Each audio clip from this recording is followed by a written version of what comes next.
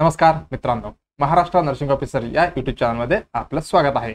आज आलेलो आहोत आपण टार्गेट सीएचओ सिरीजमध्ये. एपिसोड नंबर किती? एपिसोड नंबर असणार आहे आपलं 14. अमोल सरचं चित्र आता माझं 14 नंबर आहे. चला मग आपण ह्याच्यामध्ये काय बघणार आहे? Most expected MCQ upcoming CHO vacancy, म्हणजे महाराष्ट्रामधले जे समुदाय आरोग्य अधिकारी 2025 मध्ये येणाऱ्या एक्झामसाठी आपण काय करणार आहे? प्रिपरेशन चालू आहे आपलं. मोस्ट एक्सपेक्टेड एमसीक्यू आपण बघणार आहोत. कुठले एनएचएम मध्ये जे वॅकन्सी येणार आहे. मग आपण सुरुवात करूया एपिसोड नंबर 14 ची. चला सगळ्यांनी काय करायचं? स्टार्टिंगला लाईक करायचं आहे, त्याच्यासोबत कॉमेंटमध्ये तुम्हाला काय फीडबॅक द्यायचा आहे, तुम्हाला काय वाटते, आणि काही क्वेरी असेल तर सीएचओ बद्दल तुम्हाला काय करायचं आहे? कॉमेंटमध्ये टाकायचं आहे. आम्ही उत्तर देणार आहे त्याचं. आणि तुमचे जे मित्र आणि मैत्रिणी वगैरे आहे जे सीएचओ साठी तयारी करत असेल आणि त्यांचं स्वप्न काय समुदाय आरोग्य व्हायचे, काय अधिकारी व्हायची स्वप्न असेल, तर त्यांना ही काय आपलं टीम एमएनओ चॅनलचे रेफर करा आणि त्याच्यासोबत काय करा? सबस्क्राईब करायला विसरू नका. आणि याच्यासोबत काय ही बेल आयकॉन दाबायला पण विसरायचं नाहीये. चला मग आपण सुरुवात करूया. पहिली क्वेश्चन काय म्हणते बघूया आपण. काय म्हणते? 1 year क्लायंट, बघा 1 वर्षाचा बच्चू आहे विथ क्रोनिक डायरिया. कसं आहे डायरिया? ते पण क्रोनिक आहे, एक्यूट क्रोनिक. त्याच्यामध्ये डिफरन्स माहिती आहे ना तुम्हाला. आणि what is the earliest sign of the dehydration. बघा 1 वर्षाचा बच्चू आहे, त्याला क्रोनिक डायरिया आहे, म्हणजे कंटिन्युअली डायरिया आहे लॉंग टर्म, म्हणजे लॉंग ड्युरेशन पासून. आता बघा लॉंग ड्युरेशन असेल तर 100% काय होणार आहे? डिहायड्रेशन बच्चूमध्ये होणारच आहे. त्यांनी काय म्हणते? What is the earliest sign of the dehydration. चला मग आपण बघूया. पहिल्या ऑप्शन मध्ये काय दिलेलं आहे? Sunken I, dry mouth, test. Test म्हणजे काय? ताण लागणे. ताण लागणे हे काय? टेकिकार्डिया. बघा चारही ऑप्शन दिलेले एकदम बरोबर आहे. पण काय म्हणते ह्याने? अर्लीएस्ट, ह्या चारही मधला पहिला जो येतो त्याचं नाव सांगा असं म्हणतात त्यांनी. मग आपण काय करूया? डायरिया बद्दल थोडक्यात बघूया आणि डिहायड्रेशन बद्दल थोडक्यात बघूया, कारण हे इम्पॉर्टंट टॉपिक आहे सीएचओ साठी. ओके चला मग आपण डायरिया म्हणजे काय बघूया. डायरिया, डायरिया म्हणजे काय? याचं डेफिनेशन असेल ना डायरियाचं. डायरिया म्हणजे काय? याची डेफिनेशन असणार आहे पॅसेज. कसली passage? Passage of a loose. बघा कसं म्हणतो मी? लूज आणि वॉटरी स्टूल. कसे लूज पण असतो आणि वॉटरी पण असतो. वॉटरी स्टूल ही पॅसेज किती असायला पाहिजे? More than 3 times per day. मोर दॅन 3 times per डे याला आपण काय म्हणतो? डायरिया म्हणतो. ओके हे झालं. आता अंडर 3 year बच्चू समजा 3 वर्षाचा खाली आहे, मग त्याच्यामध्ये काय? More than 10 mg. बघा 10 mg per kg per day एवढी स्टूल पास करायला पाहिजे. स्टूल पॅसेज हे याला काय म्हणतो आपण? Is consider diarrhoea. लक्षात आलं? हे झालं 3 वर्षाचा लहान बच्चूमध्ये. ओके नॉर्मली काय झालं? पॅसेज ऑफ द लूज आणि watery stool more than 3 times per day ह्याला आपण काय म्हणतो? डायरिया. अंडर 3 year असेल तर more than 10 mg per kg per day एवढं झालं. आता समजा अडल्ट आहे, म्हणजे अडल्ट म्हणजे नाही ओल्डर चिल्ड्रन, ह्याच्यापेक्षा थोडी मोठी चिल्ड्रन आहे. त्याच्यामध्ये किती? त्याच्यामध्ये मोर दॅन 200 ग्रॅम. बरं का? More than 200 gram per day एवढी स्टूल काय करायला पाहिजे? पास करायला पाहिजे. ज्यावेळी आपण त्याला काय म्हणतो? डायरिया म्हणणार आहेत. Consider diarrhoea. एवढं लक्षात आलं? डायरिया म्हणजे काय एवढं आपलं लक्षात आलंय. बघा ह्याचं इटिओलॉजी काय असू शकतो? जे इम्पॉर्टंट आहे तेवढं सांगतो बरं काय मी. इटिओलॉजी काय असू शकतो? जे इम्पॉर्टंट आहे काय? ह्याच्यामध्ये 2 प्रकार येते बरं का. ह्याच्यामध्ये पण लाईन सॉरी ओके असू द्या, काय होत नाही. चला ह्याच्यामध्ये किती? 2 प्रकार. एक असणार आहे इन्फेक्शियस, म्हणजे काय? इन्फेक्शन होणार आहे. दुसरे असणार आहे नॉन इन्फेक्शियस. एक इन्फेक्शियस, दुसरा नॉन इन्फेक्शियस. बघा ह्याच्यामध्ये पहिलं कुठलं की मेन आहे, त्याच्यामध्ये व्हायरल बॅक्टेरिया सगळे ह्याच्यामध्ये येतात बरं का. व्हायरल मधलं पण कुठला इम्पॉर्टंट सगळ्यांना माहिती आहे, आपण रोटा व्हायरस देतो बरं का. रोटा व्हायरस घ्यायसाठी ही थांबवण्यासाठी. व्हायरस झालं, रोटा झालं, त्याच्यासोबत मेजल्स हे झाला व्हायरल. त्याच्यासोबत बॅक्टेरिया कुठले? बॅक्टेरिया मधले ई कोलाई आणि शिगेला आणि साल्मोनेला टायपी आणि विब्रिओ कोलेरा हे सगळे काय? हे इन्फेक्शियस आहे बरं का, म्हणजे एकमेकांना पसरणारे ही आहेत. इटिओलॉजी हे झालं. अजून करायला ह्याच्यासोबत पॅरासाइट वगैरे हे पण येतात बरं का. पॅरासाइट म्हणा आणि फंगस म्हणा सगळे ह्याच्यासोबत आहे. आता नॉन इन्फेक्शियस म्हणजे हे झालं इन्फेक्शियस. आता आहे नॉन इन्फेक्शियस. नॉन इन्फेक्शियस मध्ये काय काय असू शकतो?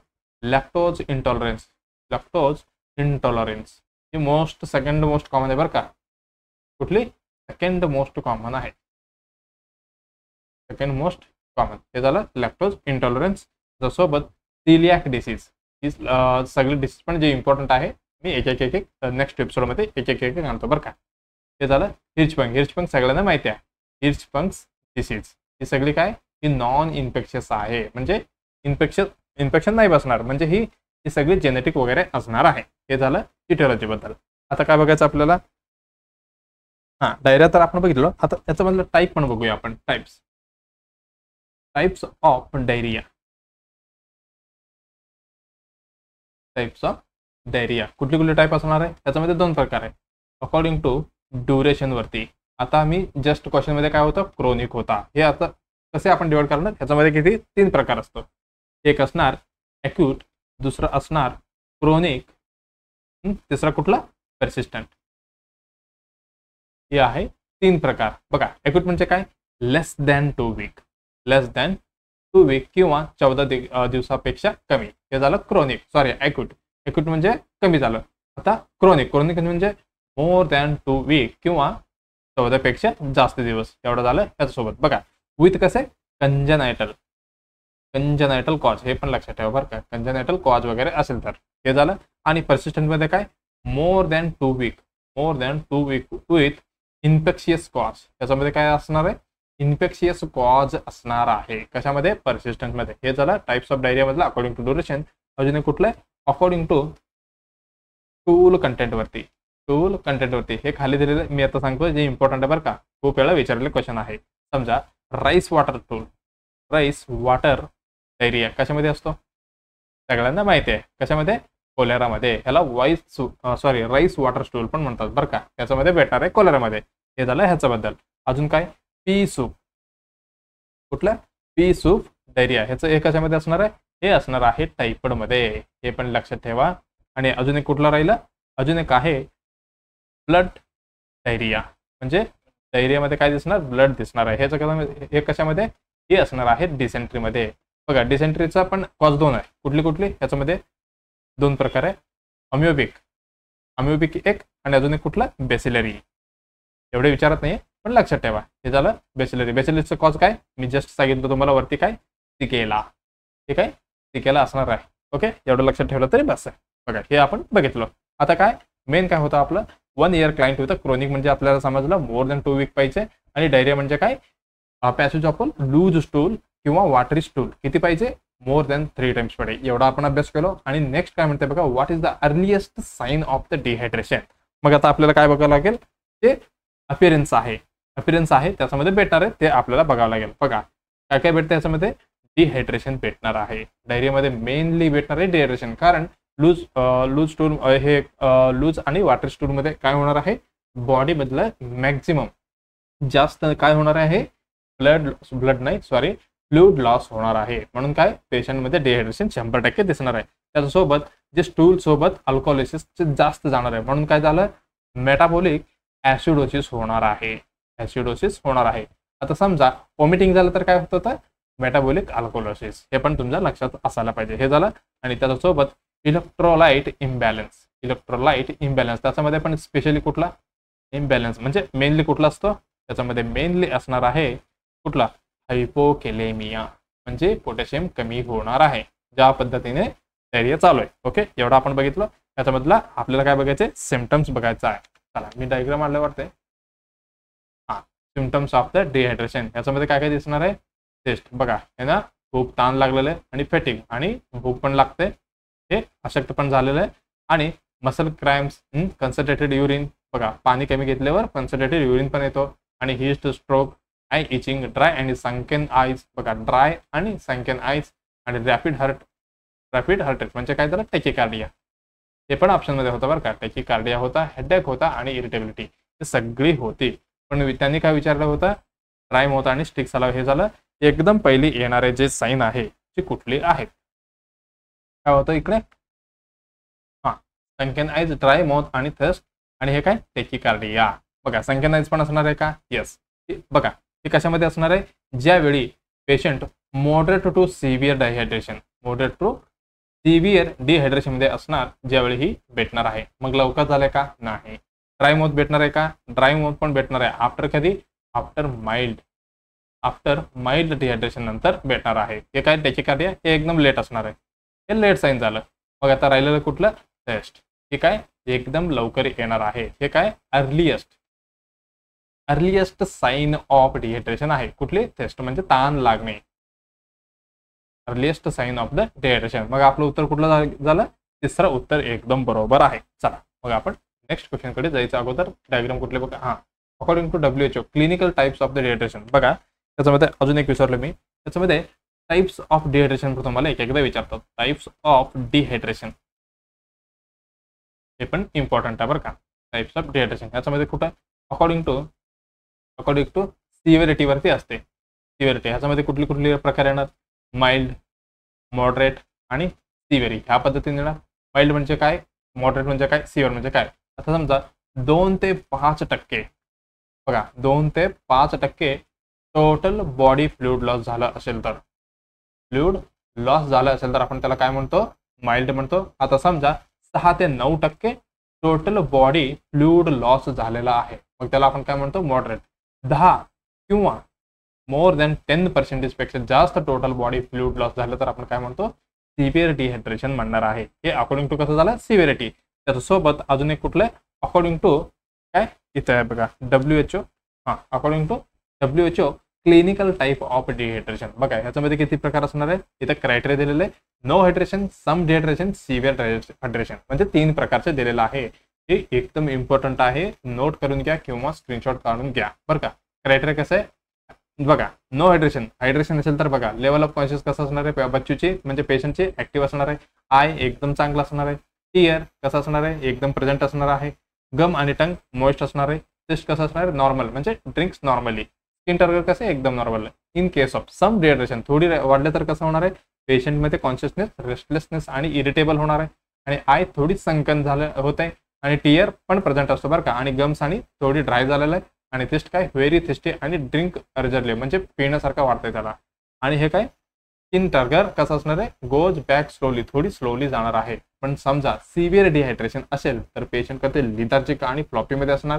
Very sunken. आय बघा सगळे काय ते लोकलेलं सारखं दिसणार आहे. आणि टीयर एकदम अब्सेंट बघा. गम आणि टंग एकदम व्हेरी ड्राय.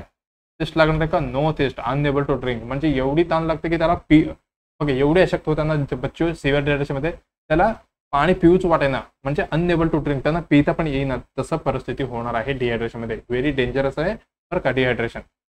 आणि बच्चूमध्ये तर मेनली हे काय गोज बॅक व्हेरी स्लोली. ज्याचे स्किन टर्गर कसे मोर दॅन 3 सेकंडपेक्षा म्हणजे जास्तने स्लोली रिट्रॅक्ट म्हणजे काय बॅक होत आहे म्हणजे काय सिव्हिअर डिहायड्रेशन आहे म्हणून समजायचं. हे इम्पॉर्टंट आहे, तुम्हाला लक्षात ठेवायचं आहे. ओके चला आता नेक्स्ट क्वेश्चन कडे आपण जाऊया. बघा काय म्हणते नेक्स्ट क्वेश्चन. IDSP काय? IDSP स्टँड्स फॉर म्हणजे IDSPचं काय विचारताय यांनी? फुल फॉर्म विचारताय आपल्याला. बघा ऑप्शन मध्ये काय काय दिलेलं आहे? Integrated disease surveillance programme. दुसरा दिलेला आहे इन्फेक्शियस डिसीज सर्व्हेलन्स प्रोग्राम. तिसरा दिलेला आहे इंडियन डिसीज सर्वे प्रोग्राम. चौथा ऑप्शन आहे काहीच नाहीये. मग असणार आहे का? नाही. मग तिन्ही मधलं आपल्याला एक उत्तर बरोबर असणार आहे. ओके चला आपण थोडक्यात काय बघायचं आहे? IDSP बद्दल बघायचं आहे आपल्याला. चला हे काय? ही IDSPचा लोगो आहे. कशाचे? IDSP. IDSP म्हणजे काय? इंटिग्रेटेड लॉंग फॉर्म बघायचं काय म्हणतो मी? इंटिग्रेटेड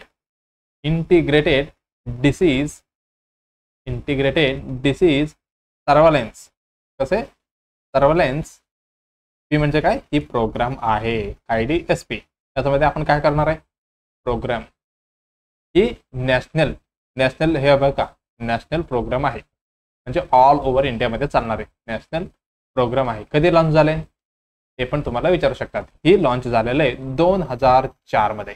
कधी? 2004 मध्ये. कोणी लॉन्च केले? अंडर कोण? गव्हर्नमेंट ऑफ इंडियाची मिनिस्ट्री ऑफ कुठली? Health and family welfare. Health आणि फॅमिली वेलफेअर मध्ये यांनी केलेलं आहे. पण एकदम स्टार्टिंगला बरं का सपोर्टेड बाय कोण? वर्ल्ड बँकने थोडी सपोर्ट केलं तर. कधी? आता नाही बरं का. ते स्टार्टिंगला काय म्हणू शकतो? इनिशियली ह्यांनी मदत केलेलं आहे IDSP ला. हे झालं कशाबद्दल? IDSP बद्दल. त्याचे उद्देश काय आहे? IDSP आणायचं उद्देश काय? कशासाठी आणले? याची उद्देश आपल्याला माहिती असायला पाहिजे. हे तुम्हाला काय करायचे, सीएचओ झाल्यानंतर ह्याच्यामध्ये रिपोर्ट भरायचे तुम्हाला बरं का. हे झालं पर्पोज. त्याच्यासाठी त्याचा मेन उद्देश होता अर्ली डिटेक्शन ऑफ कशाची, आउटब्रेकची. जे कुठली पण डिसीज आहे आउटब्रेक होत असेल तर त्याची अर्ली डिटेक्शन करण्यासाठी ही आणलेलं आहे. काय, IDSP हे एक झालं. आणि त्याच्यासोबत rapid response to disease outbreak झालं की रॅपिड म्हणजे एकदम फास्ट लेवलला काय करायचं, रेस्पॉन्स करण्यासाठी डिसीज आउटब्रेकला काय रेस्पॉन्स करायचा आहे, हे एक झालं. आणि स्ट्रेंथेन म्हणजे काय म्हणू शकतो, स्ट्रेंथ द्यायचं आहे. कशाला, स्ट्रेंथेन डिसीज सर्व्हेलन्सला. जे पद्धतीने आपण सर्व्हेलन्स करणार आहे, डिसीज सर्व्हेलन्स ॲट कुठे, समजा डिस्ट्रिक्ट लेवलला, डिस्ट्रिक्टला, स्टेटला, अजून काय नॅशनल लेवलपर्यंत. एका तुम्ही खेड्यागावातनं ती अप्लिकेशन भरलं तरी पण कुठेपर्यंत जाणार आहे, ते एकदम नॅशनल लेवलपर्यंत जाणार आहे. कुठल्या पण डिसीज असो, हे एवढी चांगली ॲप आहे बरं का. ते झालं. त्याच्यामध्ये काय करणार आपण, कलेक्ट अँड अनालाइज आणि काय करणार, इंटरप्रिटेड डाटा इंटरप्रेट करणार आहे याच्यामध्ये बघा. ते पण कशा पद्धतीने, ऑन एपिडेमिक प्रोन डिसीजला, म्हणजे ते पसरू शकतो एपिडेमिकली, जे एअर सिलेक्टेड एरियामध्ये वगैरे. ज्या डिसीजला आपण काय करायचे, डाटा त्याचे कलेक्ट करायचे, अनालाइज करायचं आणि इंटरप्रेट करायचं data on epidemic prone zone डिसीजमध्ये. ओके, एवढं आपण बघितलं. त्याच्यानंतर आपल्याला काय करता भेटतं याच्यामध्ये, improve the information flow from. कशा पद्धतीने फ्लो होणार आहे बघा. स्टार्टिंगला कुठे, की आता समजा तुम्ही HWH मध्ये वर्किंग याचं कम्युनिटी हेल्थ ऑफिसर आहेत. ज्यावेळी ओपीडी तुमचं कधी संपतंय, 1 वाजेपर्यंत संपते. आता समजा तुम्ही इव्हनिंगला व्हिजिटिंगला गेले, होम व्हिजिटला वगैरे, तुम्हाला एक पेशंट भेटले. कशाचे, पेशंट कंप्लेंट्स केले, सर असं मला काय 3 दिवसापासून काय ताप येत आहे आणि जात आहे असं, म्हणजे काय तुम्हाला सांगितले. आणि त्याच्यासोबत आता समजा मेजल्स बद्दल थोडक्यात त्यांनी सिम्पटम्स सांगितलं तुम्हाला, असं मला फिवर येते, ह्या स्टेजमध्ये वगैरे येते, असं सांगितल्यावर तुम्हाला लक्षात आलं बाबा ह्यांना मेजल्स असू शकतो. तुम्ही काय करता, जे फिवर आले तुम्हाला काय करायचे, कुठले IDSP मध्ये फॉर्म मध्ये भरायचं आहे. समजा तुम्ही भरले ते फॉर्म मध्ये, कुठं सब सेंटरमध्ये, मग ते कुठंपर्यंत जाणार, जे जाणार PHC ला, PHC वरनं कुठं जाणार, CHC ला, त्याच्यानंतर THO म्हणजे तालुका हेल्थ हॉस्पिटल आहे तिकडे जाणार लेवलला, आणि तिथनं जाणार डिस्ट्रिक्टला, तिथनं जाणार स्टेटला, स्टेटमधनं डायरेक्ट कुठं जाणार, नॅशनल लेवलला ही जाणार आहे. अशा पद्धतीने काय तुम्ही एकदा इथे अपडेट दिलं तर तिथपर्यंत पोहोचणार आहे. म्हणजे काय, म्हणजे काय, अर्ली डिटेक्शन कुठे, नॅशनल लेवलला, दिल्लीत बसून काय ही गल्लीतलं सगळं आपल्याला त्यांना माहिती होणार आहे. एवढा लक्षात आला की बस. बघा त्याच्यामध्ये 3 प्रकारचं सर्व्हेलन्स असतं बघा. त्याच्यामध्ये किती प्रकारचं, 3 प्रकारचं types of surveillance in IDSP integrated काय म्हटलं मी, डिसीज सर्व्हेलन्स प्रोग्राम. IDSP 2004 मध्ये आलेली प्रोग्राम आहे, नॅशनल प्रोग्राम आहे बरं का. हे झालं. त्याच्यामध्ये किती प्रकार म्हटलं मी, 3 प्रकारचं असणार आहे बघा. पहिली असणार आहे यस, त्याला आपण काय म्हणतो, यस फॉर्म पण म्हणतो. यस फॉर्म म्हणजे काय, त्याचं असणार आहे सिंड्रम म्हणजे काय म्हटलं मी ग्रुप ऑफ सिम्पटम्स. सिंड्रमिक सर्व्हेलन्स म्हणजे ह्याच्यामध्ये आपण काय करणार आहे, जे सिम्पटम्स दिसणार आहे त्याची रिपोर्ट करणार. कसं असणार आहे, हे असणार आहे बेस्ड ऑन सिम्पटम्स. जे सिम्पटम दिसले की आपल्याला काय करायचं आहे, रिपोर्ट करायचा आहे. सिम्पटम्स ऑन बरं का, फक्त सिम्पटम्स पाहिजे ह्याच्यामध्ये. मग ह्यांनी रिपोर्ट कोण करणार, ह्याची reported by MPW, Asha, ANM, कधी काही काय म्हणू शकतो त्याच्यामध्ये स्टेटमध्ये वगैरे टीचरला पण दिलेलं आहे. पण मॅक्झिममली ही MPW, आशा आणि ANM या लोकांकडून रिपोर्ट करण्यात येते. कशाची, जे कुठली पण सिम्पटम्स. आता तुम्हाला जस्ट सांगितलं, तुम्ही व्हिजिटिंगला गेल्यावर कधी हे CHO ज्या सब सेंटरमध्ये ANM असेल तिकडे CHO करावं लागेल. हे झालं. म्हणजे तुम्हाला काही पण भेटलं असेल, इन केस ऑफ फिवर म्हटलं मी आता मेजरचं सिम्पटम्स वगैरे, तुम्हाला काय करायचं आहे, सिम्पटम्स बघून फक्त अपडेट द्यायचं आहे. याला आपण काय म्हणतो, एस फॉर्म म्हणतो. त्याच्यामध्ये हे झालं एस बद्दल. त्याच्यानंतर येणार आहे पी. पी म्हणजे काय, प्रिझम्पटिव्ह. त्याच्यामध्ये प्रिझम्पटिव्ह सर्व्हेलन्स. त्याच्यामध्ये आपण काय करणार आहे, ही असणार आहे बेस्ड ऑन, कसं असणार आहे, based on a clinical diagnose तुम्ही करता येते का, नाही, ही करणार मेडिकल ऑफिसर. आणि भरणार पण कोण, medical officer. Reported by medical officer. Medical officer काय करणार, क्लिनिकल डायग्नोस करून त्यांनी काय करणार, अपडेट करणार, म्हणजे हे IDSP मध्ये भरणार मेडिकल ऑफिसर. हे झालं ह्याच्या नंतर हे काय, एस फॉर्म झालं, पी फॉर्म झाला. आता लास्टचं काय, एल फॉर्म. एल म्हणजे काय, लॅबोरेटरी. हे काय, लॅबोरेटरी कन्फर्म्ड सर्व्हेलन्स. ह्याच्यामध्ये काय, कन्फर्म झालेले कुठे, लॅबमध्ये. म्हणजे काय केले यांनी, टेस्ट केला असेल, बेस्ड ऑन लॅब टेस्ट, बरं का, लॅब टेस्ट केलेलं आहे. मग रिपोर्ट कोण करणार, रिपोर्टेड बाय, मग लॅब टेस्ट कोण केले, जे लॅबोरेटरी स्टाफ काय करणार, अपडेट देणार. लक्षात आले का, हे 3 प्रकारचे सर्व्हेलन्स म्हणजे types, S form, P form, L form असे म्हणतात त्यांनी, बरं का. हे झालं IDSP मधलं 3.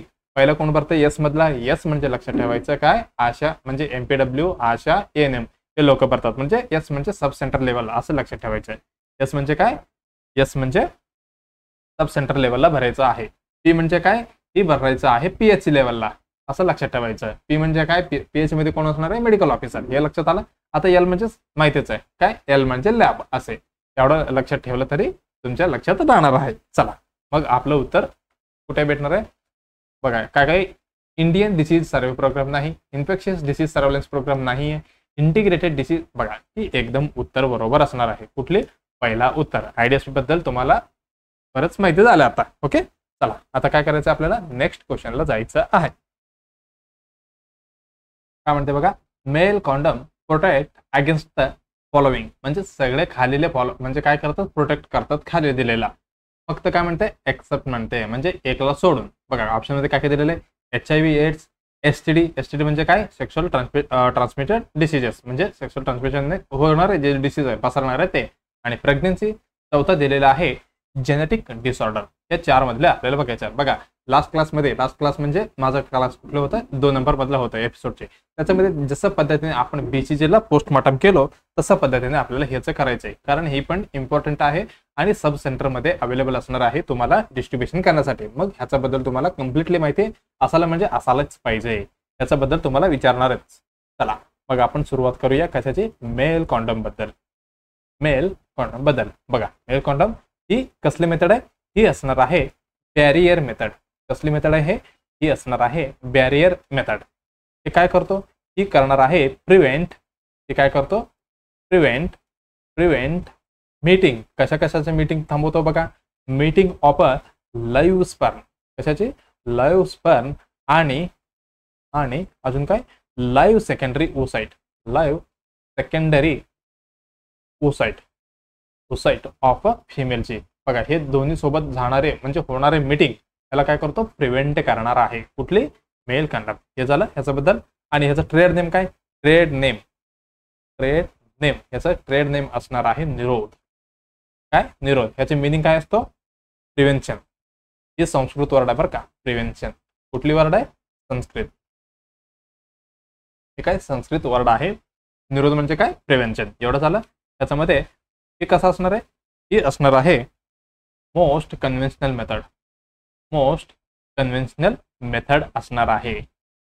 म्हणजे इझिली भेटणार, म्हणजे काय म्हणू शकतो आपण, इझिली अवेलेबल आहे सगळीकडे, इझिली अवेलेबल आहे. हे झालं ह्याच्याबद्दल. बघा हे कशानं बनवतं हे पण बनायचं आपल्याला, मेन तर तेच आहे ना. हे झालं मेड बॉय कशाने बनवलेलं असते, ही बनलेलं असते लॅटेक्स बद्दल. लॅटेक्स रबर, जे लॅटेक्स रबर होते त्याच्यानुसार म्हणजे त्याच्यावरती हे बनलेलं आहे मेल कॉन्डम. एवढं आपण बघितलं. त्याच्यानंतर हे सिंगल यूज बरं का, रिटर्न यूज करू शकत नाहीये. सिंगल यूज, एकदा यूज केलं की डिस्कार्ड करायचं. हे झालं. रियूज आहे का, सिंगल यूज म्हणजे नो रियूज म्हणजे परत वापरण्यात येणार नाहीये. हे झालं. आणि not require pre pre lubrication म्हणजे अगोदर लुब्रिकेट करायची काय गरज नाही आहे ह्याला. हे झालं ह्याच्याबद्दल. आणि मोस्ट कन्व्हेन्शनल आहे हे पण मी मला वाटतं इथं लिहिलेलं आहे. आणि हे झालं लुब्रिकेशनचं पण झालं. त्याची लो कॉस्ट बरं का, लो कॉस्ट पण आहे. आणि आपल्याकडे सब सेंटरमध्ये free by government of India म्हणजे गव्हर्नमेंट ऑफ इंडियाने काय फ्री सप्लाय दिलेला आहे. मी डायग्राम पण आणलो ते दाखवतो तुम्हाला. हे झालं त्याच्याबद्दल. आणि हे काय करतो, maintain privacy. Maintain privacy not require, काय गरज नाही आहे, not require demonstration, not require demonstration लागणार नाही आहे. झालं त्याचं डिसएडव्हान्टेज. नेक्स्ट पेजमध्ये बघूया डिसएडव्हान्टेज.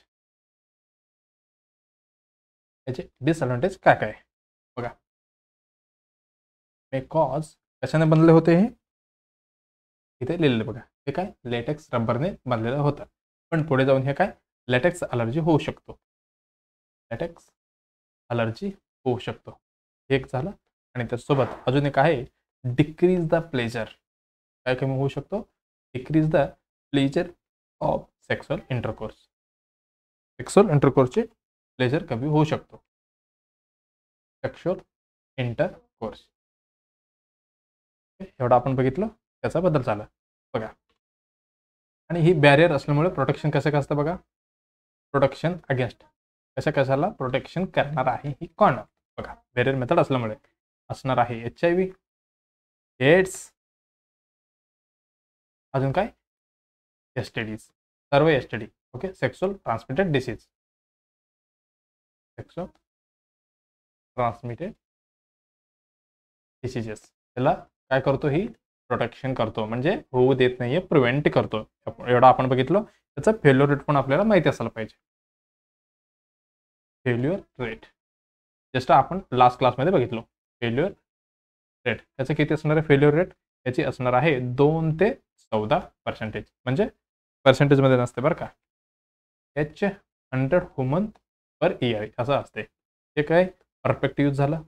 परफेक्ट यूज केलं तर 2%. हे काय झालं टायपिकल यूज बघा. हे HW आहे ना, ह्याचं मिनिंग काय होतं 100 woman per year, woman per year असा लॉंग फॉर्म आहे बरं का. हे कशामुळे आलेलं आहे, ही पर्ल इंडेक्स आहे. पर्ल इंडेक्स म्हणजे काय माहिती आहे का तुम्हाला. पर्ल इंडेक्स म्हणजे failure rate of contraception. Failure rate of contraception मेथडची म्हणजे किती फेल झाले त्याचा मर बघा. कॅल्क्युलेट कसं करणार आहे आपण, कॅल्क्युलेटेड ऑन किती 1000 आहे बरं का.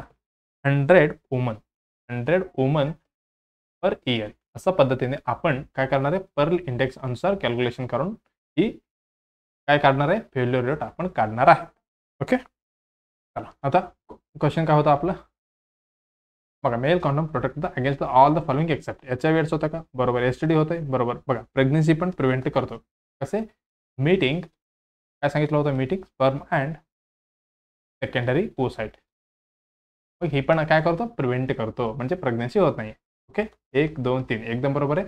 जेनेटिक डिसऑर्डर ह्याच्यामध्ये नॉट इन्क्लुडेड. ही काय प्रिव्हेंट म्हणजे प्रोटेक्ट करू शकत नाहीये. मग आपलं उत्तर कुठे जाणार आहे, चौथं उत्तर एकदम बरोबर असणार आहे. ओके, चला. ही फेल्युअर रेट वगैरे बघा. पर्ल इंडेक्सचं तुम्हाला कधी कधी हे पण विचारू शकतात बरं का. काय त्याची फॉर्म्युला लक्षात असायला पाहिजे. फॉर्म्युला काय याचं, Pearl index equal to number of female accidentally pregnant divided by बरं का. डिवायडेड बॉय त्याच्यामध्ये काय टोटल फिमेलची संख्या किती आहे ते इंटू मंथ ऑफ कॉन्ट्रासेप्शन. किती मंथ त्यांनी ते कॉन्ट्रासेप्शन यूज केलेले तेवढं लिहायचं. त्याच्यानंतर इंटू करायचं 1200. लक्ष घ्या 1200 ही येणार आहे फॉर्म्युला. बघा ह्याचे मी काय करतो, नेक्स्ट एपिसोडमध्ये एक क्वेश्चन आणतो म्हणजे ही फॉर्म्युला अनुसार तुम्हाला म्हणजे कळणार कशा पद्धतीने आपण फेल्युअर रेट काढतो. ओके, चला आता नेक्स्ट क्वेश्चन बघायचं आहे. बघा त्याच्या अगोदर काय हे आहे मेल कॉन्डम. बघा हिचं काय ट्रेड नेम आहे. काय आहे ट्रेड नेम? निरोध. बघा हे काय गव्हर्नमेंट ऑफ इंडियाचे सप्लाय आहे. कॉस्ट ऑफ म्हणजे फ्रीमध्ये भेटणार आहे. इथे लिहिलेलं बघा free supply not for the sale. हे काय इन्व्हर्टेड ट्रायंगल काय आहे? फॅमिली प्लॅनिंगचं लोगो आहे. ऑलरेडी डिस्कस आपण केलेलं आहे त्रिशूलामध्ये. ओके चला आता नेक्स्ट क्वेश्चन काय म्हणतंय आपण बघायचं आहे. त्याच्याबद्दल आपण कम्प्लिटली काय पोस्टमॉर्टम केलेलं आहे. ह्याच्यामधनं एक पण क्वेश्चन आलं तरी तुमचं काय चुकणार नाहीये. ओके चला नेक्स्ट क्वेश्चन काय होतं आपलं बघा काय म्हणते female condom is a made up of. कशामुळे बनलेलं आहे म्हणजे काय यूज करून. बघा पहिलं ऑप्शन आहे लॅटेक्स. ओके आपण जस्ट बघितलं हे कशाचं आहे मेल कॉन्डमचे. ओके हे काय बघा लॅम्पस्किन आणि पॉलियुरेथिन कॉपर असं 4 ऑप्शन दिलेलं आहे. आपल्याला काय बघायचं आहे बघा हे पण आपण काय करू जसं हे मेल कॉन्डमचं आपण पोस्टमॉर्टम केले आता फिमेलचं पण करूया. कारण काय त्याच्यामधलं कुठली पण क्वेश्चन येऊ कशा पद्धतीने पण काय तुमचं मार्क्स कमी नको व्हायला पाहिजे. तुमचा मार्क्स वाढायला पाहिजे. चला मग आपण काय करूया सुरुवात करूया फिमेल कॉन्डमची. बघा फिमेल कॉन्डम फर्स्ट लक्षात घ्या first female condom discovered by म्हणजे कोणी हे शोध लावलेलं आहे त्यांचं नाव डिस्कवर्ड बाय कोणी केलेलं आहे एमडी. कुठली एमडी लेझी हॅसेल. नाव कसं आहे बघा लेझी हॅझेल किंवा हॅसेल असं तिचं ते मॅडमचं नाव आहे.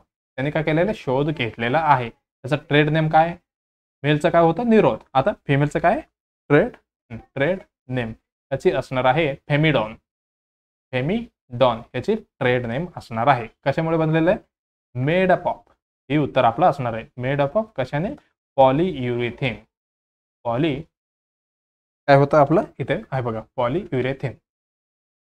पॉलियुरेथिनने बनलेलं आहे. हे कसं असतं पॉलियुरेथिन स्ट्रॉंग असतो बरं का स्ट्रॉंग आणि थिन. स्ट्रॉंग असतो पण थिन नसतो आणि एकदम फ्लेक्झिबल प्लास्टिक असतो. काय पॉलियुरेथिन ह्याच्यामुळे हे बनलेलं आहे. हे झालं पण ह्याला काय प्री लुब्रिकेशनची गरज आहे बरं का. प्री लुब्रिकेशनची गरज आहे. काय लावणार तुम्ही तिकडे लावणार तुम्ही सिलिका.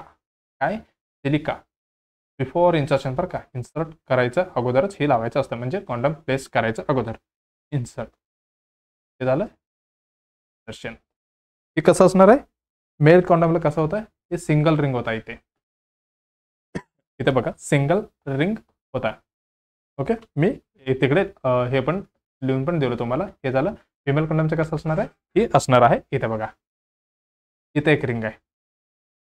ओके आणि इकडे एक रिंग आहे म्हणजे किती झालं टोटल झालं 2 रिंग. म्हणजे हे कसं असणार आहे हे असणार आहे डबल रिंग. इथे असणार डबल रिंग. ह्याच्यामध्ये बघा ही कसं आहे ह्याच्यापेक्षा नॅरो म्हणजे छोटी आहे नॅरो. हे कसं आहे ही वाईड आहे म्हणजे ही मोठी आहे. बघा जे नॅरो आहे ही नॅरो आहे ते कसं पाहिजे म्हणजे कुठं पाहिजे ही पाहिजे टुवर्ड सर्विक्स कडे पाहिजे म्हणजे इनसाइडला पाहिजे. ही जे वाईड आहे हे कसं असायला पाहिजे टुवर्ड वजानल ओपनिंगकडे पाहिजे. वजानल ओपनिंगमध्ये. लक्षात आलं कसं पद्धतीने ही यूज करायचं कसं फिमेल कॉन्डम. ट्रेड नेम काय होता फेमिडॉन. ह्याच्यामध्ये किती असणार आहे 5 असणार आहे. तर फिमेल कॉन्डम असे सांगणार बघा. ओके एवढं लक्षात आलं आपलं. चला अजून काय राहिलं ह्याचे हे प्री यूज करता येते. प्री यूज म्हणजे काय परत रियूज आपल्याला करता येते. मेल कसं होतं एकदाच यूज आणि डिस्कार्ड रियूज करता येते बरं का. एक झालं तर इलेक्ट्रिशियन प्रॉब्लेम होता बरं का. हे झालं रियूज झालं. त्याच्यानंतर हे कसं होतं कॉस्टली होतं का हां हे असणार आहे कॉस्टली. ते कसं होतं एकदम फ्री म्हणजे फ्रीमध्ये पण भेटत होतं आणि एकदम कमी रेटमध्ये इझिली भेटत होतं. हे कसं भेटणार आहे कॉस्टली. आणि अजून काय म्हणू शकतो आपण नॉट इझिली अवेलेबल म्हणजे लवकर तुम्हाला भेटणार नाहीये. नॉट इझिली अवेलेबल आहे का आपल्याकडे कुठे भेटतंय का नाही. मेल कॉन्डम मॅक्झिमम सगळीकडे भेटणार आहे. एवढं आपल्या लक्षात आलं. चला त्याची फेल्युअर रेट कसा होता फेल्युअर रेट मेल कॉन्डमचं कसं होतं जस्ट आपण बघितलेलं आहे. कुठे गेला 2 ते 14 असे होता. मग ह्याचे किती असणार आहे याची असणार आहे 5 ते 21 म्हणजे जास्त आहे 5 ते 21. 5 म्हणजे काय परफेक्ट यूज. हे काय झालं टायपिकल यूज. एवढं परले इंडेक्सने काय 100 वुमन पर इयर असे फॉर्म्युला काढते. मी म्हटलं नेक्स्ट सेशनमध्ये मी आणतो बरं का एक क्वेश्चन कशा पद्धतीने ते आपल्याला फाइंड आउट करायचं आहे. ओके एवढं आपण सगळं बघितलो. आता काम कसं करतो हे माहिती असायला पाहिजे ना आपल्याला.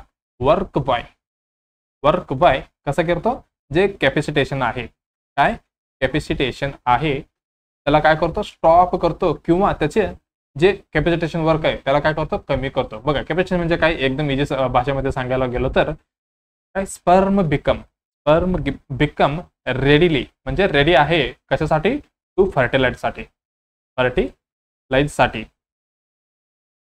टू द एग साठी, म्हणजे एग मध्ये जाऊन ते काय सोबत जाऊन फर्टिलाइज करायला चाललंय, त्याच्या अगोदरचे जे चेंजेस आहे त्याला आपण काय म्हणतो कॅपॅसिटेशन. काय म्हणू शकतो, चेंजेस इज कॉल्ड काय, कॅपॅसिटेशन. एवढं लक्षात घेतलं तरी बस.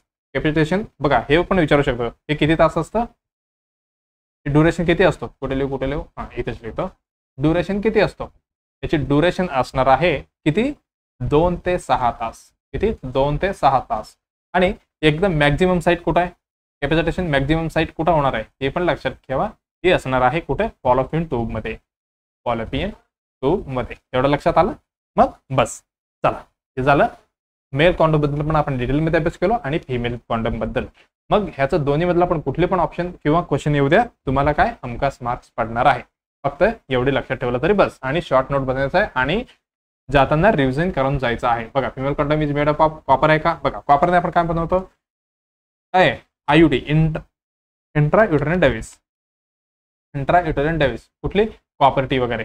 ओके, कॉपर टी वगैरे आपण ह्याच्यामध्ये तयार होतात. हे काय पॉलियुरेथिन एकदम बरोबर उतरणार लम्स्किन आहे का, नाही. हे रेअरली यूज करतात, हे रेअरली फॉर मेल कॉन्डमसाठी बरं का, हे कॉन्डमसाठी रेअरली यूज करतात. लेटेक्स तर ह्याचं आहे, हे पण गेलं. मग राहिलं कुठलं, तिसरं उत्तर एकदम बरोबर असणार आहे. ओके चला, आता नेक्स्ट क्वेश्चन काय म्हणते. डायग्राम तर तुम्ही बघितलंय, त्याच्यामध्ये मेलमध्ये सिंगल रिंग होता, याच्यामध्ये डबल रिंग आहे, नॅरो असलेले सर्व्हिस कडे, व्हाईट असलेले वजनल रिंग कडे, फेमिडून काय ट्रेड नेम आहे. एवढं आपण बघितलेलं आहे. आता नेक्स्ट क्वेश्चन काय म्हणते बघूया. द मॅक्झिमम स्टोरेज, बघा काय म्हणते, maximum storage time for BMW in health facility. आता हा काय म्हणतं ह्याने, BMW म्हणजे काय, biomedical waste management. Biomedical waste जे आहेत, जे किती वेळा मॅक्झिमम स्टोरेज टाइम पर्यंत आपण हेल्थ फॅसिलिटीमध्ये ठेवू शकतो. 72 तास, 48 तास, 24 तास आणि 12 तास. याच्यामधले कुठली एकदम बरोबर असणार आहे असं विचारते त्यांनी. मग आपल्याला काय करायचंय, पटकन याच्याबद्दल अभ्यास करून ही आन्सर हुडकायचा आहे. मग चला आपण याच्याबद्दल अभ्यास करूया. BMW मॅनेजमेंट बद्दल आपल्याला काय करायचं, स्टडी करायचं. बायोमेडिकल वेस्ट मॅनेजमेंट एवढं आपल्याला लक्षात आलंय. BMW चे एक हँडलिंग रूल आलता बरं का, हे पण लक्षात ठेवा. BMW हँडलिंग रूल कधी आलता, 1998 मध्ये आलता बरं का. एक झालं. आणि त्याच्यानंतर BMW कोणाचा अंडरमध्ये, म्हणजे एक अमेंडमेंट ऍक्ट आलता, काय म्हणतो आपण त्याचा अगोदर एक काय म्हणतो आपण, ऍक्ट म्हणतो बघा, त्याचा अनुसार चालणार आहे. कंट्रोल्ड बाय म्हणजे कशाने कंट्रोल होते, हे होणार आहे एन्व्हायरमेंट. कसं आहे, एन्व्हायरमेंट प्रोटेक्शन ऍक्ट एक ऍक्ट आहे, त्याच्या अनुसार ही सगळी काय कंट्रोल होते बरं का. ही सगळी बायोमेडिकल वेस्ट मॅनेजमेंट बरं का. हे झालं, याचं झालं. ही मॅनेजर बाय, कोणी मॅनेज करतं, हे मॅनेजर बाय मिनिस्ट्री ऑफ, कुठली मिनिस्ट्री, हेल्थ अँड वेलफेअर आहे का, नाही, मिनिस्ट्री ऑफ एन्व्हायरमेंट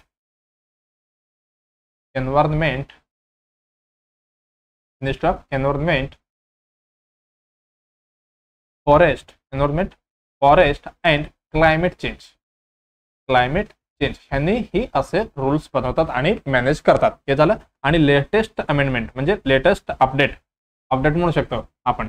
हे काय अमेंडमेंट कधी झालेला आहे हे पण विचारू शकतात आणि विचारलेलं पण आहे 2016 मध्ये बरं का. हे पण लक्षात ठेवा. हे झालं त्याच्याबद्दल. आणि स्लाइटली थोडी चेंजेस झालता बरं का. कधी आपलं सगळ्यांना माहिती आहे कोविड आलता. स्लाइटली चेंजेस इन कंडिशन मध्ये, चेंजेस इन कोविड-19 मध्ये वगैरे थोडी चेंजेस कळतंय. ओके, कधी 2020 मध्ये आणि 2021 पर्यंत थोडी चेंजेस झालते बरं का. 2020 ते 2021 पर्यंत एवढं आपल्या लक्षात असायला पाहिजे. ओके चला, याच्यामध्ये तुम्हाला 3D माहिती आहे का? ह्याच्याबद्दल 3D विचारलेले क्वेश्चन आहे म्हणून सांगतो तुम्हाला. 3D 1D, 2D, 3D. किती डी झाला? 3. याच्यामधला पहिला असणार आहे डिसइन्फेक्शन. आपल्याला काय करायचं आहे? पहिला BMW मध्ये डिसइन्फेक्शन करायचं आहे. हे 3D इन हॉस्पिटल वेस्ट बरं का. हॉस्पिटल वेस्ट मॅनेजमेंट हे झालं, डिसइन्फेक्शन झालं, आणि ड्रायनेज हे झालं. ड्रायनेज नंतर कुठलं आहे, डिस्पोजेबल. हे काय 3D इन हॉस्पिटल वेस्ट मध्ये झालं. मग आपल्याला काय बघायचं होतं याच्यामधलं, चला हे काय मॅक्झिमम स्टोरेज बघा. ह्याच्यामध्ये काय असणार आहे, जे नॉर्मल हॉस्पिटलमध्ये नॉर्मल हॉस्पिटल वेस्ट डिस्पोजल कधीपर्यंत करायचं असतं, ही करायचं असते 48 तासामध्ये. किती, 48 आवर्स मध्ये. पण कोविड वेस्ट कसे, कोविड वेस्ट मध्ये मी म्हटलं थोडी चेंजेस झालं, हे किती, ही 12 आवर्स मध्ये होता बरं का. हे झालं ह्याच्याबद्दल. त्याच्यानंतर BMW जे कंटेनर असतो, ओके, बकेट वगैरे कंटेनर असतो, त्याला आपण काय नेव्हर फिल, बघा काय म्हणतो मी, नेव्हर फिल द फुल आपल्याला भरायचं नाहीये. कारण का, त्याचा अगोदरच आपल्याला काय करायचं, डिस्कार्ड करायचं असते. इट मस्ट एम्प्टी कधी, आफ्टर, ज्यावेळी ते 2/3 ने भरतो, ज्यावेळी आपल्याला काय करायचं, एम्प्टी करायचा असतो. हे झालं ह्याच्याबद्दल बरं. आता नेक्स्ट काय बघा, ज्यावेळी आपल्याला जे कंटेनर आपल्याला डिस्कार्ड करायचं असते किंवा पाठवायचं असते, जे आपल्याला एकदम इम्पॉर्टंट गोष्टी काय नर्सिंग बद्दल त्याच्यामध्ये येणार आहे, first nursing action before disposable. कसे, म्हणजे डिस्पोजेबल करायचं अगोदर. डिस्पोजल आपल्याला काय करावं लागते, ऑफ डिस्पोजल BMW कंटेनरला टाकायचं अगोदर आपल्याला करायचं आहे मस्ट बी.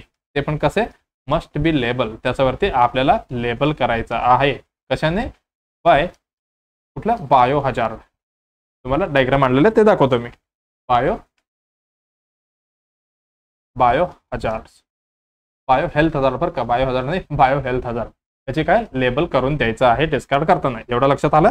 बघा ह्याची क्लासिफिकेशन आपण कसं करणार आहे, ह्याच्यामध्ये क्लासिफिकेशन कसं असणार आहे ह्याचं बघा. ह्याच्यामध्ये जे मेन असणार आहे 85%, अकॉर्डिंग टू काय म्हणू शकतो आपण, 85% कसं असणार आहे, नॉन इन्फेक्शियस असणार आहे बरं का.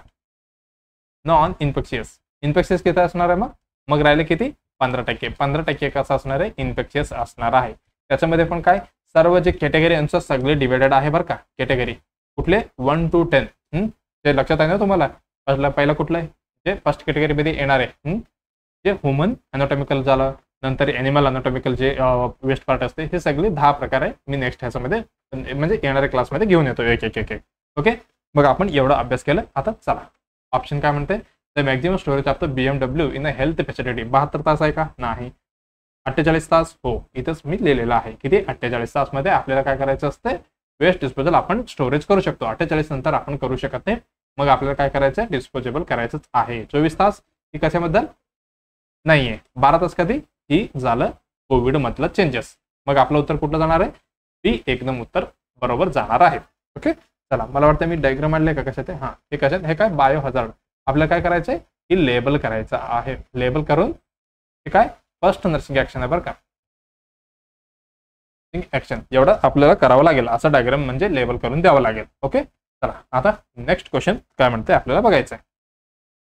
नेक्स्ट क्वेश्चन काय, the holistic concept of the health means, म्हणजे हॉलिस्टिक कॉन्सेप्टची मिनिंग विचारता येईल. बघा काय काय दिलं ऑप्शनमध्ये, ट्रीटिंग बॉडी, बघा treating body and the mind separately. Mind separate आहे म्हणताय, आणि treating only the physical illness. तिसरा आहे treating the whole person, body, mind and spirit. हे काय दिलेलं आहे, focusing on a hospital based care. बघा काय म्हणते, whole person, body and mind एवढे दिलेलं आहे. बघा हे कसं आहे, the holistic concept he concept of health मधलं एक टाईप आहे. कशामधलं, कॉन्सेप्ट ऑफ हेल्थ मधलं. त्याच्यामध्ये किती, टोटल 4 प्रकार आहेत. कशामध्ये, कॉन्सेप्टमध्ये. पहिला आहे बायोलॉजिकल म्हणजे आपण काय म्हणतो ह्याला, बायोमेडिकल पण म्हणतो बरं का. बायोमेडिकल पण म्हणतो. याच्यामध्ये काय, ज्यावेळी मी स्टार्टिंगला सांगितलं होतं फर्स्ट क्लासमध्ये, ते काय, अब्सेन्स ऑफ डिसीज म्हणजे काय, आपल्याला काहीच नाहीये म्हणजे काय, मी एकदम हेल्दी. हे झालं त्याच्यानुसार. हे कसं आहे, की बेस्ड ऑन जर्म थेरी आहे बरं का. बेस्ड ऑन जर्म थेरी पण सांगतो तुम्हाला नेक्स्ट. हे झालं जर्म थेरी बद्दल. आणि दुसरा ऑप्शन कुठलं, हे काय टाईप, हे झालं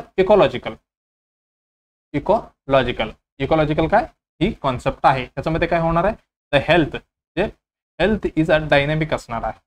health is a dynamic equilibrium म्हणजे इक्वल असणार. इक्विलिब्रियम कशामध्ये? रिलेटिव्ह मध्ये इक्विलिब्रियम बिटवीन कशामध्ये? मॅन आणि ओके मॅन आणि हिज एन्व्हायरमेंट मध्ये. मॅन आणि हिज एन्व्हायरमेंट मध्ये. हे झालं दुसरा ऑप्शन म्हणजे इकोलॉजिकल मधला दुसरा प्रकार. आणि तिसरा कुठला? तिसरा आणि चौथा. आता तिसरा सायकोलॉजिकल. सायकोलॉजिकल मध्ये काय असणार? सायकोलॉजिकल मध्ये काय असणार आहे? ह्याच्यामध्ये असणार आहे health is affected by. Health is affected by कशामध्ये? सायकोलॉजिकल असो, सायकोलॉजिकल, सोशिओलॉजी, सोशिओलॉजिकल, अजून एक कुठला? बायोलॉजिकल. बायोलॉजिकल, बायोलॉजिकल कंडिशन मध्ये वगैरे. हे सगळे काय? ही कॉन्सेप्ट आहे हेल्थची बरं का. मग आता शेवटचं राहिलेलं कुठलं? मग शेवटचं राहिलेलं आहे आपलं हॉलिस्टिक. हॉलिस्टिक त्याला अजून एक नाव आहे कुठलं? Concept of coordination. Concept of coordination पण म्हणतो बरं का ह्यांना. हे आहे शेवटचा टाईप. ह्याच्याबद्दलच आपल्याला काय प्रश्न विचारलेला आहे. ही कसं आहे? ही असणार आहे multi dimensional. Multi dimensional concept. Multi dimensional concept म्हणजे काय? मल्टी डायमेन्शनल म्हणजे काय? आता आपण जस्ट बघितलं जे सर्व ह्याच्यामध्ये येणार आहेत. कुठली कुठली? त्याच्यानंतर हे असणार आहे most approved concept. Most approved concept म्हणजे WHO वगैरे ह्याला अप्रूव्ड केलेला आहे. बघा मी काय म्हटलो? हॉलिस्टिक. Holistic concept include. ह्याच्यामध्ये काय काय इन्क्लूड आहे? आता आपण जस्ट बघितलेले आहे. कुठली म्हटलं? हे 3 टाईपचे. सॉरी हे 3 प्रकारचे. आता मध्ये आपण काय काय बघितलं याच्यामध्ये?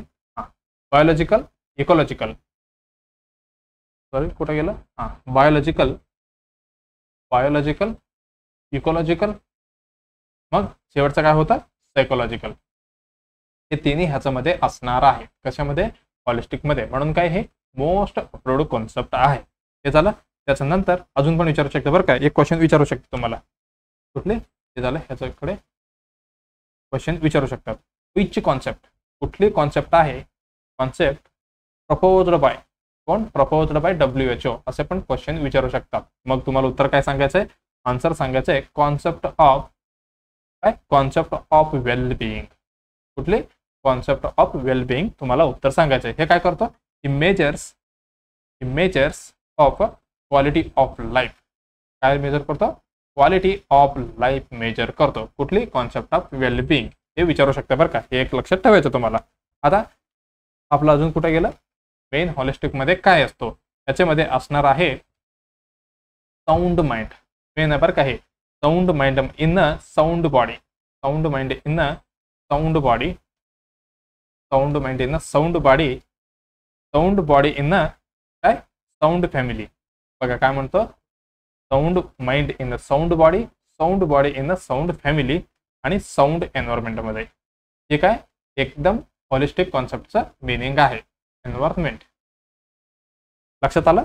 मग आपलं उत्तर कुठले असणार आहे आपण बघूया. चला काय म्हणते? Treating the body. बघा treating body and mind separately. Separate आहे का? नाही. याच्यामध्ये इन्क्लूड होता. Treating the only physical illness नाही. मग focusing the hospital based care नाही. बघा ह्यांनी काय म्हणते? बघा ट्रीटिंग द होल पर्सन. बघा काय म्हणते? बॉडी बरं आहे, माइंड पण बरं आहे, स्पिरिट. हे सगळे काय अकॉर्डिंग टू WHO एकदम बरोबर असणार आहे. The holistic concept of the health means. मग आपलं उत्तर जाणार आहे तिसरी एकदम बरोबर. ओके चला आता नेक्स्ट क्वेश्चन काय म्हणते आपल्याला बघायचंय. काय म्हणते? Folic acid supplementation should start. बघा फोलिक ऍसिड सप्लिमेंटेशन तर स्टार्ट करायचं आहे, पण कधी स्टार्ट करायचं असं विचारते त्यांनी. At the delivery, after 3rd month, at least 1 month before conception, आणि हे काय म्हणते बघा आफ्टर 20 वीक. मग फॉलिक ऍसिड सुरुवात करायचं आहे. मग कधी सुरुवात करणार आहे आपण? काय फॉलिक ऍसिड आहे किती? 4000 आहे का? नाही. 400 mcg, 400 mcg मायक्रोग्राम. मला वाटतं WHO 2023 मधले हे विचारलेला क्वेश्चन आहे. किती म्हणजे किती डोज मध्ये आपण देणार आहे अशा पद्धतीने बरं का. ते आपल्याला कधी स्टार्ट करायचं आहे फॉलिक ऍसिड? हे आपल्याला स्टार्ट करायचं आहे 1 मंथ बिफोर. कधी? 1 मंथ बिफोर कधी? कन्सेप्शन. कन्सेप्शनचा 1 महिने अगोदर आपल्याला ही गोळी स्टार्ट करायला पाहिजे. पण आयडियली कधी? Ideally 3 month before. कधी? 3 मंथ बिफोर कन्सेप्शन आपल्याला काय करायला पाहिजे होतं? स्टार्ट करायला पाहिजे. आयडियल आहे बरं का, हे आयडियल आहे, हे मिनिमम एवढी तरी आपण करायलाच पाहिजे. हे झालं. पण in case of high risk वगैरे असेल तर आपण जास्त बघा. ह्याच्या अगोदर आपण काय करूया, हे स्टार्ट आपण कधी केलं, 1 मंथ, हे 3 मंथ. बघा हे कधीपर्यंत कंटिन्यू ठेवायचं आपल्याला, कंटिन्युअसली फर्स्ट ट्रायमेस्टर कंप्लीट होईपर्यंत आपल्याला हे काय करायचं, फोलिक ऍसिड कंटिन्यू ठेवायचं आहे. म्हणजे किती दिवस होते, 3 महिने, 3 मंथ किंवा किती 12 वीक आपण तुम्ही म्हणू शकता. एवढे काय म्हणजे कंटिन्यू ठेवायचं आहे. त्यानंतर सेकंड ट्रायमेस्टरला काय करणार आहे आपण, सेकंड ट्रायमेस्टरला परत जे दुसरी मेडिसिन सुरू होणार आहे, कुठली, आयरॉन फोलिक ऍसिड, त्याच्यासोबत पण ही असणारच आहे. मग त्याच्यासोबत कंटिन्यू होऊन जाईल. कुठली, ही फोलिक ऍसिड. मग आपल्याला काय लक्षात आलं, स्टार्ट करायचं आहे 1 मंथ पासून, म्हणजे बिफोर 1 मंथ कॉन्सेप्शनचं, आणि आयडियली 3 मंथ बिफोर कॉन्सेप्शन, आणि कंटिन्युअसली ठेवायचं आहे फर्स्ट ट्रायमेस्टर पर्यंत, म्हणजे 3 महिनेपर्यंत. आणि अजून काय म्हणतो मी, आणि सेकंड ट्रायमेस्टरमध्ये आपण आयरॉन फोलिक ऍसिड कंटिन्यू करणार आहे, त्याच्यासोबत ही असणार आहे आयरॉन आणि फोलिक ऍसिड मध्ये. एवढं लक्षात आलं. आणि आपण का देतो, रिझन काय, ही द्यायचं उद्देश काय आपला, बघा ज्यावेळी आपलं न्यूरल ट्यूब क्लोज होते बच्चूचा, फिटसचं neural tube close by day किती दिवसाने होते, ते होणार आहे 21 ते 28 दिवसामध्ये आफ्टर कन्सेप्शन. एवढं लक्षात आलं, ते ऑफ प्रेग्नन्सीमध्ये. मग ज्यावेळी आपल्याला कळणार आहे का, बघा जे फिमेल कॅन्डिडेट आहे त्यांना पण माहिती नसणार आहे काय, often before conception, before woman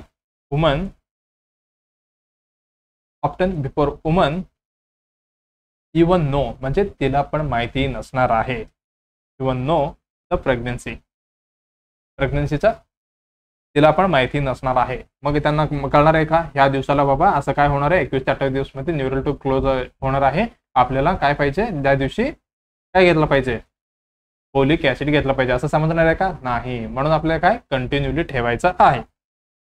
बघा मी आता म्हणत होतो तुम्हाला, इन केस ऑफ, कधी अर्ली घ्यायचं आहे, इन केस ऑफ, त्यावेळी कधी, to prevent the NTD, to prevent neural tube defect आपल्याला प्रिव्हेंट करायचं आहे. सच्याचं कुठलं त्याच्यामध्ये स्पायनल बायपाडा असो, स्पायनल बायपाडा, त्याच्यानंतर एनसेफॅली,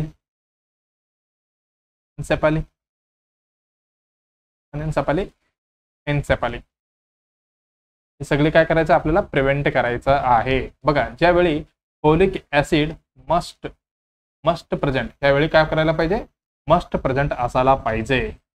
कधी, फर्टिलायझेशन होताना, फर्टिलायझेशन किंवा अजून काय म्हणू शकतो आपण, ड्युरिंग अर्ली फॉर्मेशन मध्ये वगैरे काय फोलिक ऍसिड असायलाच पाहिजे. नसेल तर काय होतात, न्यूरल ट्यूब डिफेक्ट होणार आहे. मग आपल्याला काय करायचं आहे, हे प्रिव्हेंट करण्यासाठी एवढं द्यायचं आहे. मग आपण डोस किती देणार, आपण डोस देणार आहे फॉर ऑल वुमन, जे प्रेग्नंट वुमन आहे किंवा प्रेग्नंट वुमन आहे, म्हणजे प्लॅनिंग वुमन आहेत, प्रेग्नंट नाही ना, त्यांनी आढळून देतो आपण, हे प्लॅनिंग वुमन्स आहे. त्यांना किती देणार आपण, 400 mcg, म्हणजे किती, 0.4 mg एवढी आपण टॅबलेट देणार. हे डेली बरं का, आपण जे कन्स्यूम पुढे नंतर पण देऊ शकतो बरं का, प्रेग्नेंट वुमनला पण कंटिन्युअली आपल्याला द्यायचं आहे. आता जस्ट मी म्हटलंय की कधीपर्यंत, फर्स्ट ट्रायमेस्टर कंप्लीट होईपर्यंत एवढं देणार आहे. त्याच्यानंतर जे कॅन्डिडेट हाय रिस्क म्हणजे काय, आता त्यांना रिस्क आहे बाबा, आता होणारच आहे, म्हणजे काय म्हणू शकतो आपण त्याच्यामध्ये, ॲज अ पार्ट ऑफ कुठली हाय रिस्क म्हणजे काय, त्यांना ऑलरेडी काय म्हणतो, प्रिव्हियस चाइल्ड आहे, जे एंटिटी झालेलं आहे ते बच्चूला, आणि किंवा डायबिटिक वगैरे झालेले पेशंटला, किंवा अजून काय म्हणतो, अँटी कन्व्हर्जंट वगैरे आलेले बच्चूला, म्हणजे प्रिव्हियस ह्याच्यामध्ये. पण ह्यांना काय खूप गरज आहे फोलिक ऍसिडची. मग ज्यावेळी काय करणार, त्यावेळी आपण देणार आहे 4 mg डेली बरं का. तुम्ही म्हणतील सर इथे ग्रॅम पाहिजे होता का, बघा नाही, इथे काय पाहिजे, 4 mgच आहे. मग आपण काय देणार, 10 टाइम, किती, 10 टाइम युजल डोज पेक्षा जास्त देणार आहे. किती, 10 टाइम द युजल डोज पेक्षा जास्त देणार आहे. युजल किती देत होतो आपण देत होतो इथे 0.4 mg, मग इथे किती दिलेलं आहे आपण, 4 mg दिलेलं आहे, म्हणजे 10 टाइम वाढवून देणार आहे त्याच्यामध्ये. मग नंतर तर आपलं देणारच आहे. आफ्टर काय देणार आहे, आफ्टर 12 वीक्स मध्ये नंतर काय देणार आहे, आयरन फोलिक ऍसिड देणार आहे. आता मी रिसेंटली तुम्हाला सांगून टाकलेलं आहे. ओके, चला हे कशासाठी, आयरन कशासाठी, टू प्रिव्हेंट एनिमियाला प्रिव्हेंट करण्यासाठी आपण आयरन फोलिक ऍसिड असे देणार आहेत. ओके, चला क्वेश्चन काय होतं आपलं, folic acid supplementation should be the start at the delivery. नाही, हे एकदम लेट झालं, टू लेट. हे काय झालं, टू लेट झालं. आफ्टर 3rd मंथ म्हटलंय, त्यावेळी काय झालेलं आहे, न्यूरल ट्यूब काय झालेलं आहे, क्लोज झालेला आहे. मग देऊन पण काय पाहिजे नाही. आफ्टर 20 वीक म्हणते, हे पण खूपच उशीर झालं. मग एकदम उत्तर बरोबर कुठले असणार आहे, ॲटलिस्ट 1 मंथ बिफोर कन्सेप्शन. ही एकदम उत्तर बरोबर असणार आहे. मग आयडियली कसं असणार आहे, आयडियली असणार आहे 3 मंथ. बरं का, आयडियली 3 मंथ असणार आहे. उत्तर कुठली, तिसरं एकदम बरोबर आहे. ओके, चला मग जे विद्यार्थी सीएचओसाठी तयारी करत आहेत त्यांच्यासाठी काय, त्रिशूला सिरीज पण चालू आहे आणि ब्रह्मास्त्र पण चालू आहे, ते पण बघायचं आहे. त्याच्यासोबत हे काय PYQ आहे कशाची, 2023 मध्ये झालेले सीएचओ महाराष्ट्रासाठी. ओके, त्याला ते बघायचं आहे तुम्हाला, कारण डायरेक्टली किंवा इनडायरेक्टली त्याच्यामधलं तुम्हाला क्वेश्चन भेटू शकते 2025 मध्ये. बरं, त्याच्यासोबत ज्यावेळी तुम्ही ऍप्लिकेशन टाकायचं आहे त्याचा अगोदर ही व्हिडिओ तुम्हाला बघायचा आहे. बाबा त्याच्यामध्ये रूल्स वगैरे काय, न्यू एक्झाम पॅटर्न आहे, सिलेबस वगैरे काय काय चेंजेस झाले सगळे तुम्हाला याच्यामध्ये कळणार आहे. लास्ट डेट कधी आहे, 4/12/2025 पर्यंत आहे.